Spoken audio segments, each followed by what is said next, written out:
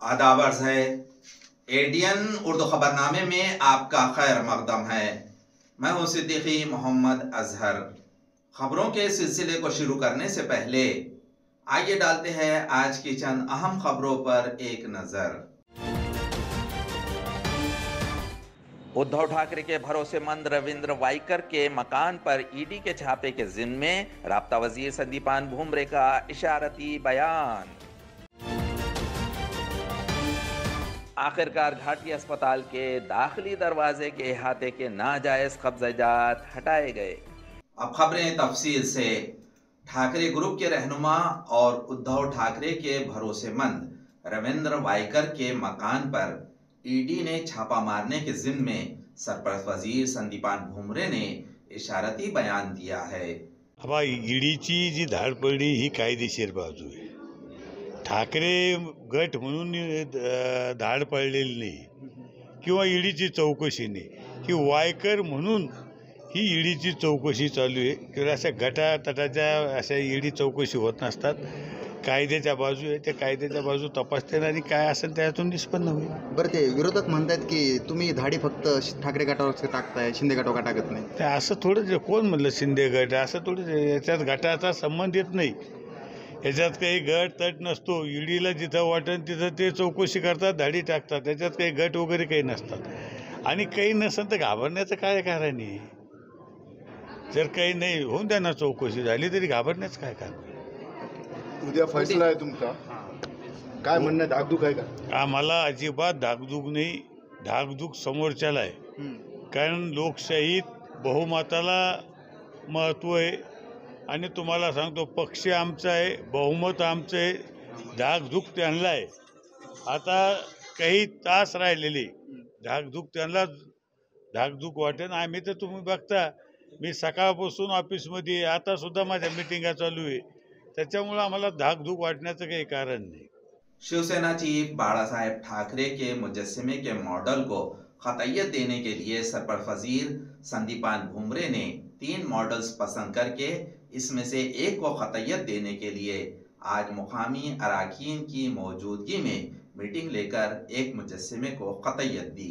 सिडको में एमजीएम इलाके में वाक़े प्रियदर्शनी गार्डन में शिवसेना चीफ बाला साहेब ठाकरे यादगार का काम म्यूनसिपल कॉरपोरेशन की जानिब से किया जा रहा है।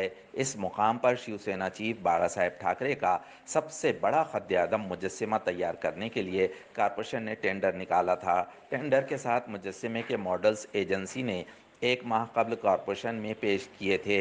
मौसूल हुए मॉडल्स में से एक मॉडल को खतय्यत देने के लिए कॉरपोरेशन ने सरपरस्त वजीर संदीपान भुमरे को मकतूब दिया था।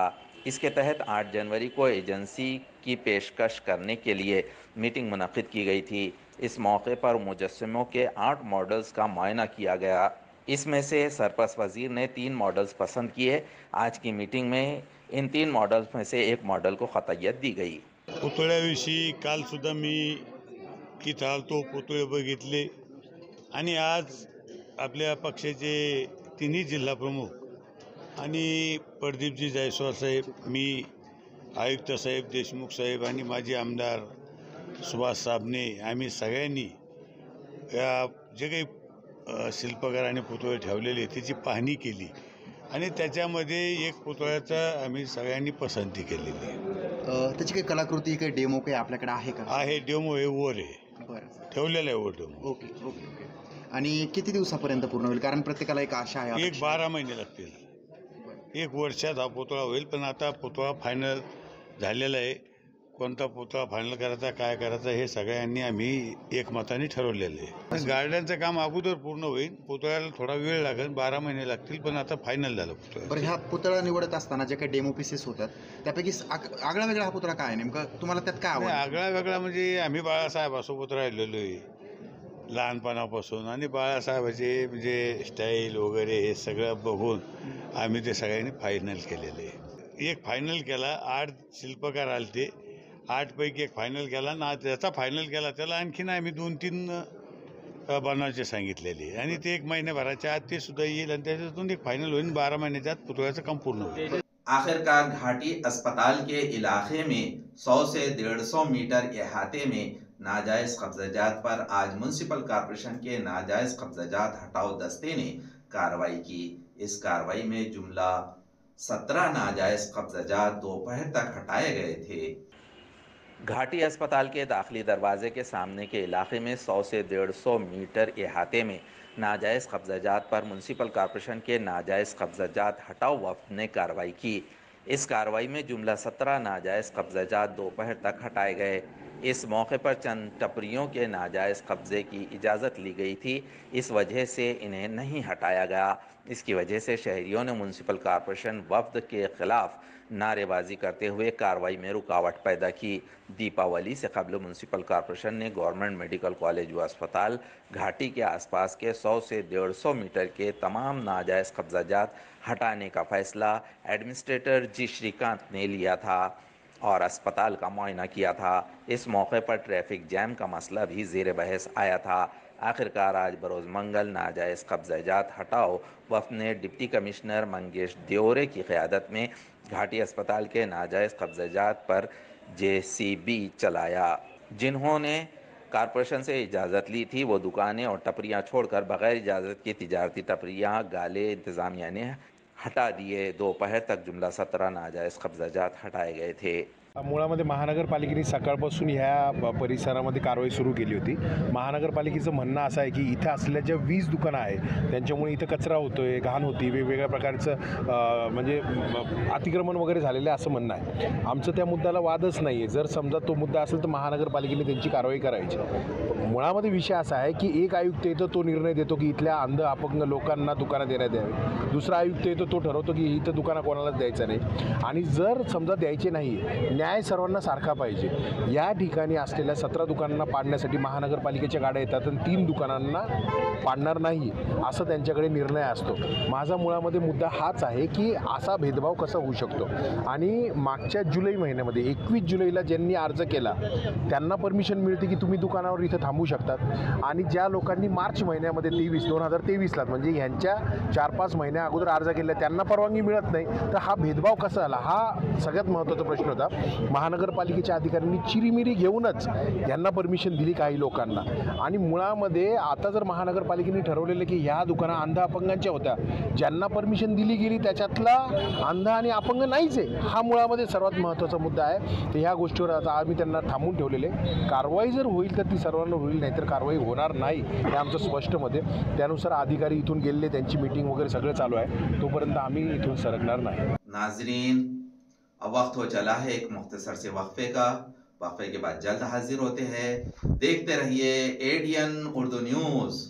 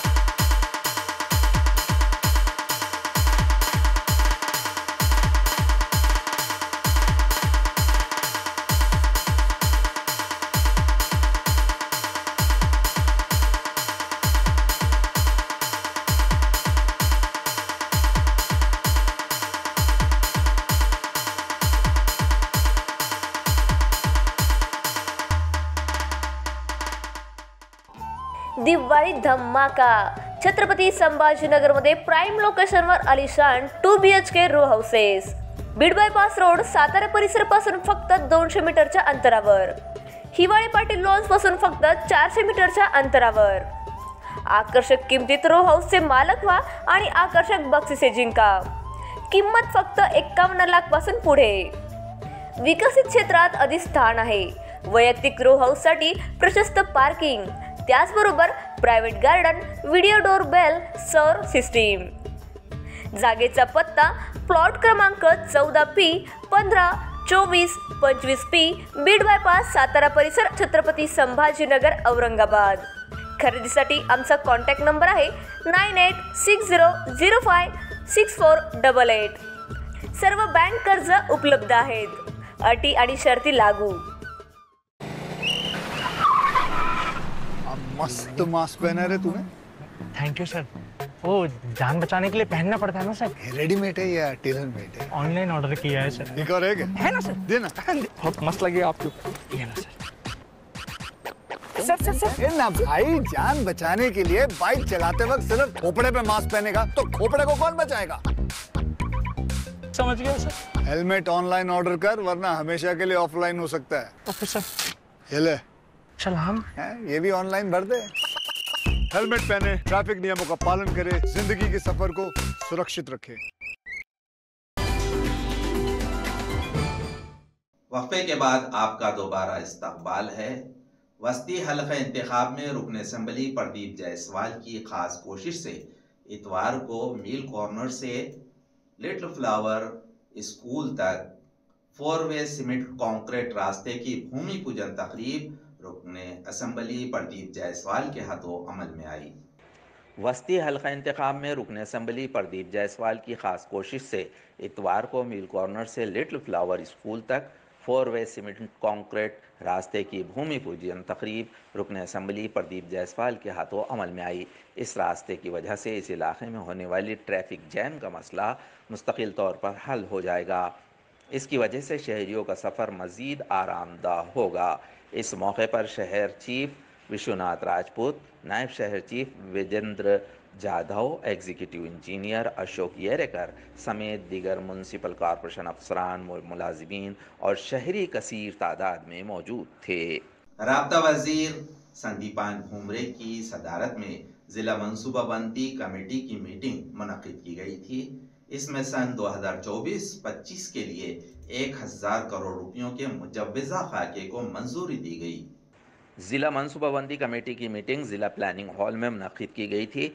इस मीटिंग में अखिलती तरक्याती वजीर अब्दुल सत्तार, हाउसिंग डेवलपमेंट वजीर अतुल सावे, कानून साज कौंसिल में हिज़्ब मुखालिफ पार्टी रहनुमा अम्बादास दानवे, रुकन पार्लियामेंट सैयद इम्तियाज़ जलील, कानून साज कौंसिल रुकन असेंबली सतीश चौहान, रुकन असेंबली उदय सिंह राजपूत, कानून साज असेंबली के रुकन असेंबली हरिबाऊ बागड़े, रुकन असेंबली संजय शिरसाट, ज़िला प्लानिंग कमेटी के रुकन अभिजीत देशमुख, स्वाति कोहले, म्यूनसिपल कॉरपोरेशन कमिश्नर जी श्रीकांत, ज़िला परिषद के चीफ एग्जीक्यूटिव ऑफिसर डॉक्टर विकास मीना, पुलिस सुपरिटेंडेंट मनीष कलवानिया, रिहायशी डिप्टी ज़िला कलेक्टर जनार्दन विधाते वगैरह मौजूद थे। इस मीटिंग में सन 2024-25 के लिए 1000 करोड़ रुपयों के मुजव्वज़ा खाके को मंजूरी दी गई। इस साल गुज़िश्ता साल यानी 2023-24 के मुकाबले में 78.57% इजाफा किया गया है।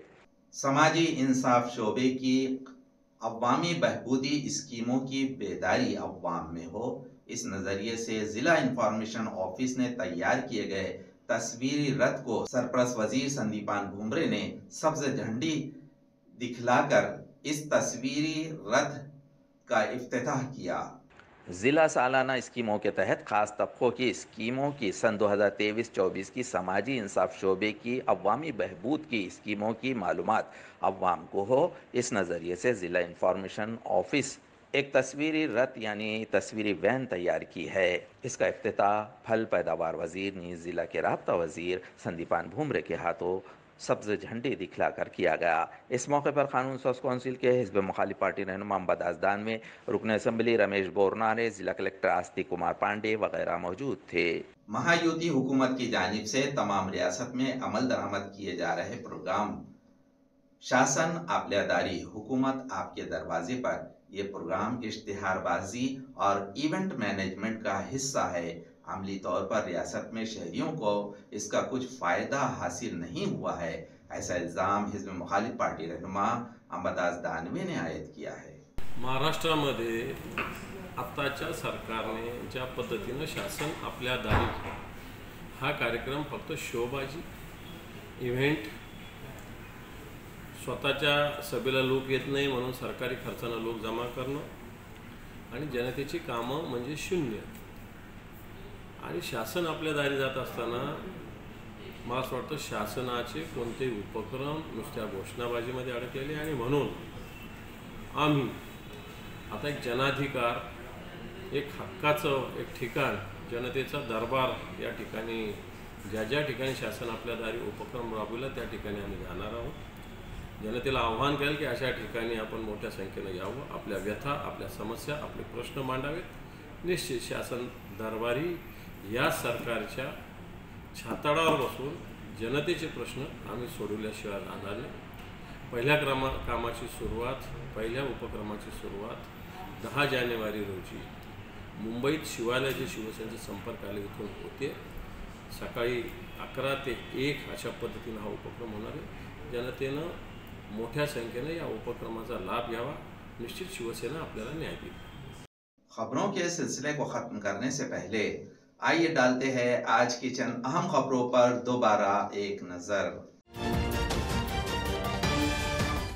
उद्धव ठाकरे के भरोसेमंद रविंद्र वाइकर के मकान पर ईडी के छापे के जिम्मे राब्ता वजीर संदीपान भुमरे का इशारती बयान।